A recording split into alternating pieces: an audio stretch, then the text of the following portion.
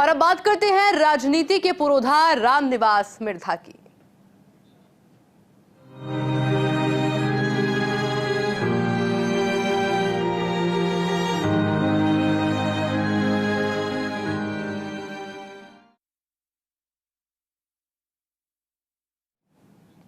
केंद्रीय कपड़ा मंत्री और संचार मंत्री एवं राज्यसभा के उपसभापति रह चुके स्वर्गीय रामनिवास मिर्धा की आज 101वीं जयंती मनाई जा रही है। नागौर के कुचेरा में जन्मे रामनिवास मिर्धा ने कई अंतर्राष्ट्रीय सम्मेलन में भारत का प्रतिनिधित्व किया है। ये रिपोर्ट देखिए। राजनीति के पुरोधा स्वर्गीय रामनिवास मिर्धा की 101वीं जयंती मनाई जा रही है। रामनिवास मिर्धा ने अपनी कार्यशैली से देश विदेश के राजनीतिक पटल पर एक अलग पहचान बनाई। ईमानदारी और कर्मठता के दम पर रामनिवास मिर्धा ने संयुक्त राष्ट्र संघ तक अपने बौद्धिक, राजनीतिक और प्रशासनिक कौशल का लोहा मनवाया।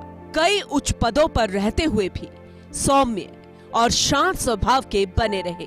स्वर्गीय रामनिवास मिर्धा राजस्थान की राजनीति में किसी परिचय के मोहताज नहीं हैं। प्रदेश और देश की सरकारों में कई महत्वपूर्ण विभागों और मंत्रालयों की जिम्मेदारी संभालने वाले रामनिवास मिर्धा ने कई संवैधानिक और सामाजिक पदों को सुशोभित किया।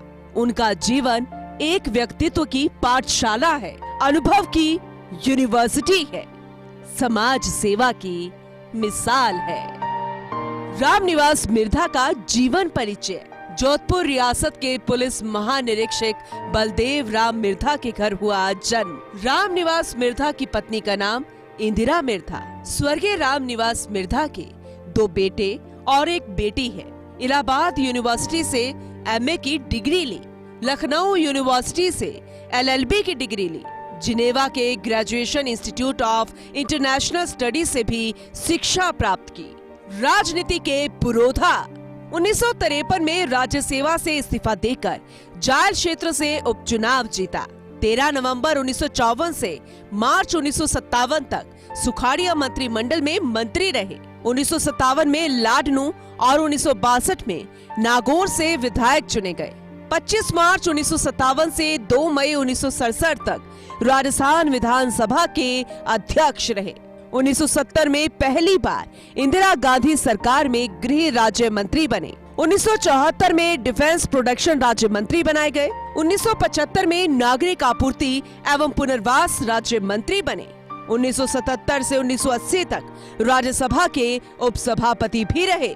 राज्यसभा में प्रिविलेज कमेटी के चेयरमैन भी रहे। 1983 में सिंचाई राज्य मंत्री और 1984 में विदेश राज्य मंत्री बने। 1984 में पहली बार नागौर से लोकसभा सांसद बने। 1985 में संचार मंत्रालय में पदभार संभाला।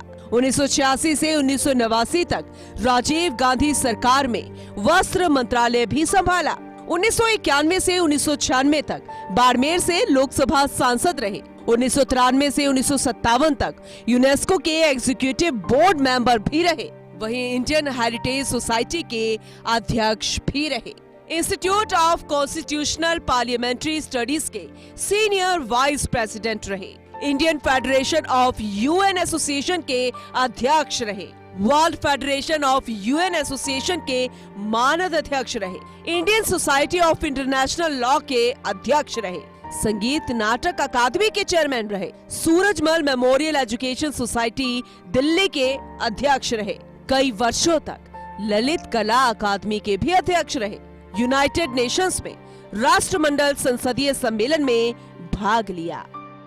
रामनिवास मिर्धा न सिर्फ विलक्षण प्रतिभा के धनी थे, बल्कि अपनी दूरदर्शिता के लिए भी काफी लोकप्रिय थे। वे पानी की एक एक बूंद का महत्व समझते थे और लोगों को भी इसका महत्व समझाने में उनकी तत्परता देखने लायक थी। अपने बेमिसाल जीवन में उन्होंने समाज, प्रदेश और देश की कई रूप में सेवा की। रामनिवास मिर्धा आज भी विचार बनकर, शब्द बनकर, शिक्षा बनकर और प्रेरणा बनकर हमारे बीच है और हमेशा रहेंगे। Bureau report, first India news. खबरों का सिलसिला लगातार जारी है। एक छोटे से ब्रेक के लिए रुक रहे हैं, कहीं बन जाइए, जल्द हाजिर होंगे।